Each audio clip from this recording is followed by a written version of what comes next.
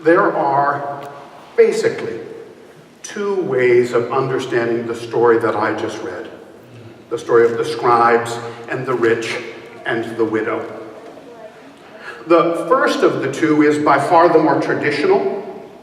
It's the one most of us have heard the most often. Today I want to suggest that we call it the view from above, or the view from the top. It's the view that looks at this story and says this: the problem with the rich is that they've only given out of their abundance. They've only given extra.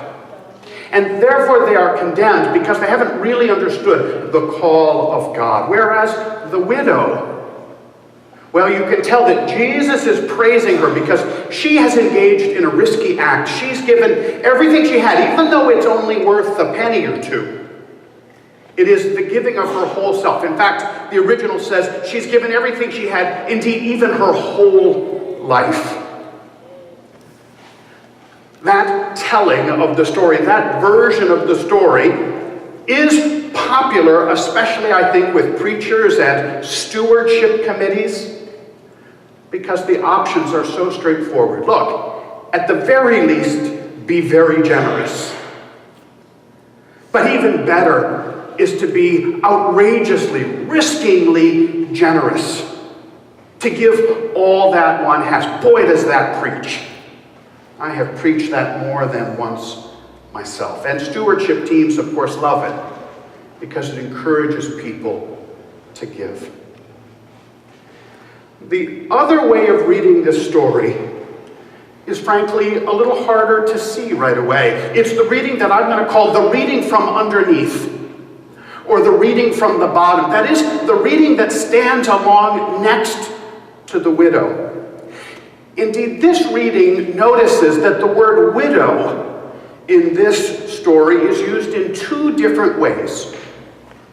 On the one hand, there really is the woman who is a widow, who gives her 2 small coins, her 2 lepta. But also the word widow is used to describe what these scribes do. They devour the houses of widows. So that to see this story from underneath, to stand alongside next to the poor and the powerless one, is to realize that she is actually in a very complicated position.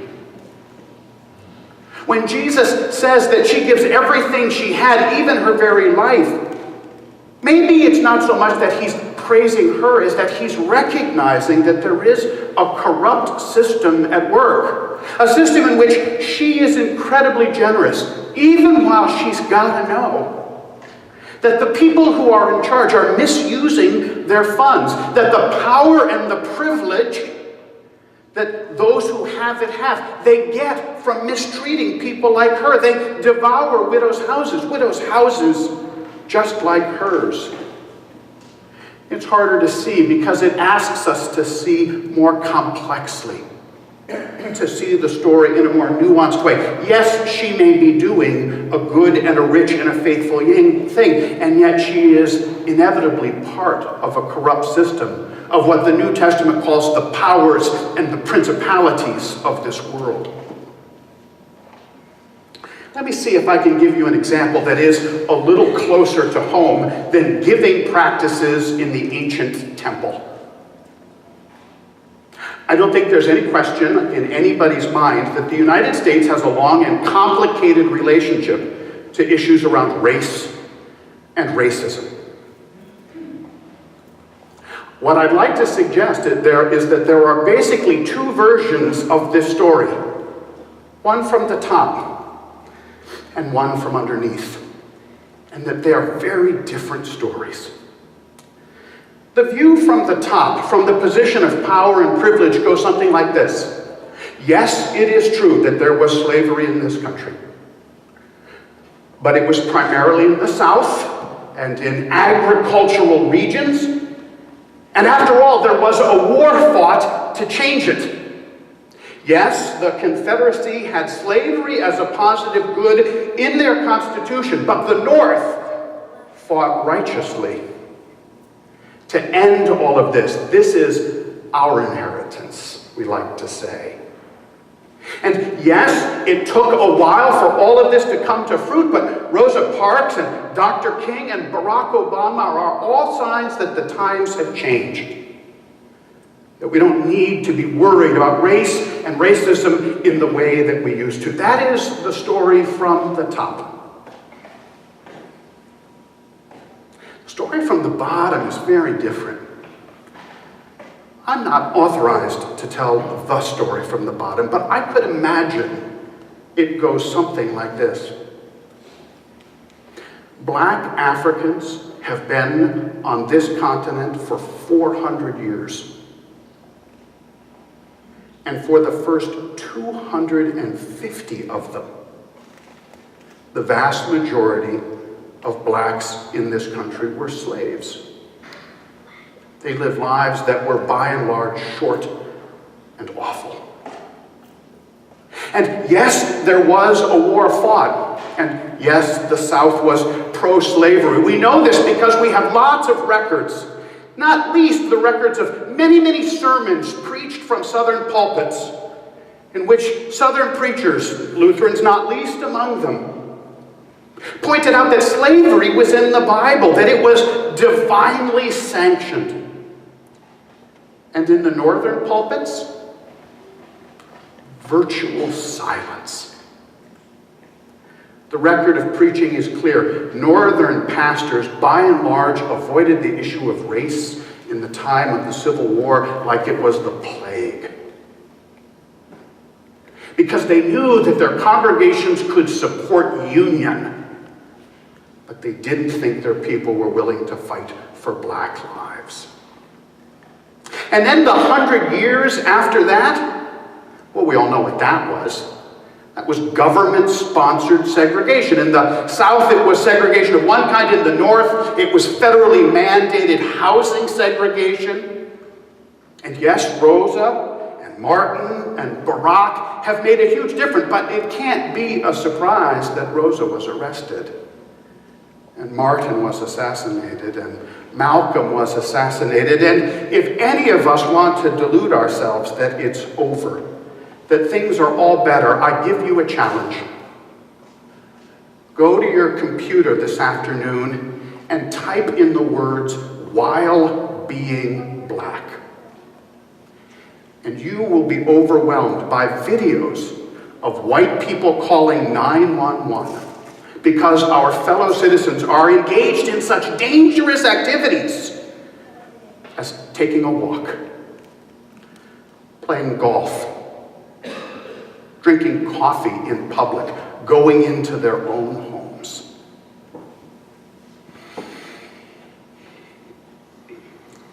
The view from the top is so much easier, isn't it? It's so much more comforting. Why would we want to take the time to see things from the bottom?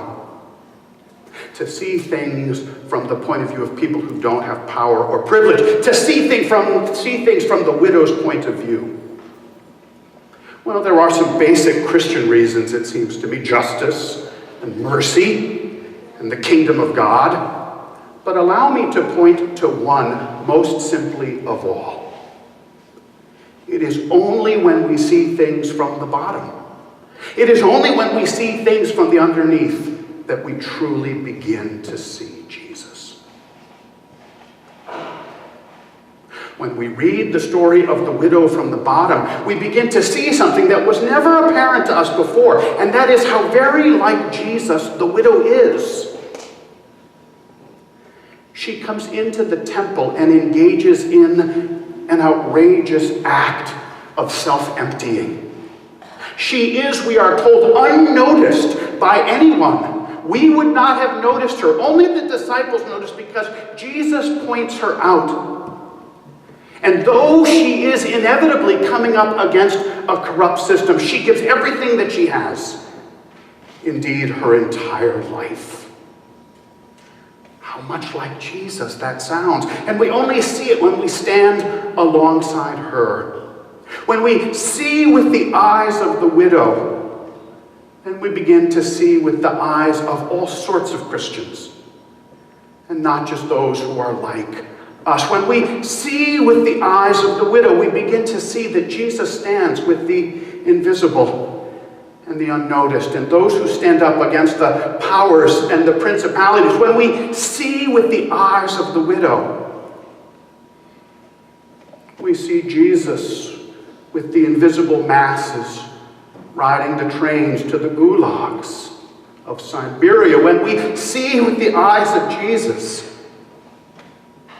we see Jesus in manacles, hand and foot, below decks on a slave ship coming to the New World. When we see with the eyes of the widow, we see Jesus, that faithful Jew, surrounded by his fellow Jews at Auschwitz and Buchenwald. When we see with the eyes of the widow, we see Jesus not just coming along to put some icing on our cake, to make things a little easier, but to transform the world from underneath up.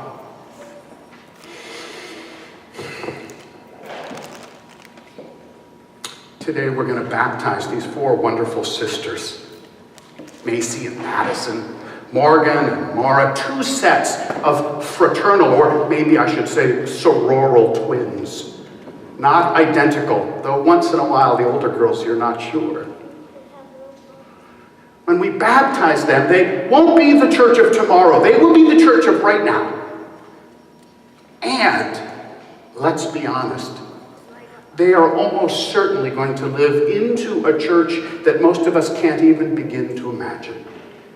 A church of 30, 40, 50, 60 years from now, their children will be in the church of the 22nd century. They will see clearly what we're only beginning to see now.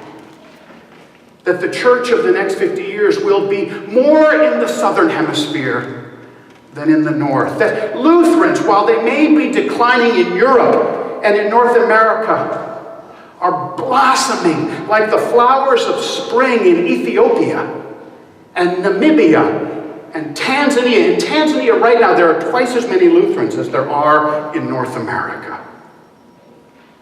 They will begin to see so much more clearly what we are only beginning to glimpse, which is to stand at the font with their Christians over the next 50 years, to take the meal with their fellow Christians over the next 50 or 60 years, will be to be gathered together with people who don't look a lot like you and me. And that will be the great gift we can give them, to make sure they know that though we didn't get everything perfectly, though we struggled, we strove to see it. We strove to see things from the bottom up. We strove to see things from underneath. We strove to see Jesus in everyone we encountered, because in fact, he is in everyone we encounter. And the gift that we can give them even more is to say, where your eyes are better than ours, where you see Jesus at work in the places where we haven't, tell us, show us, for we too would see Jesus. Amen.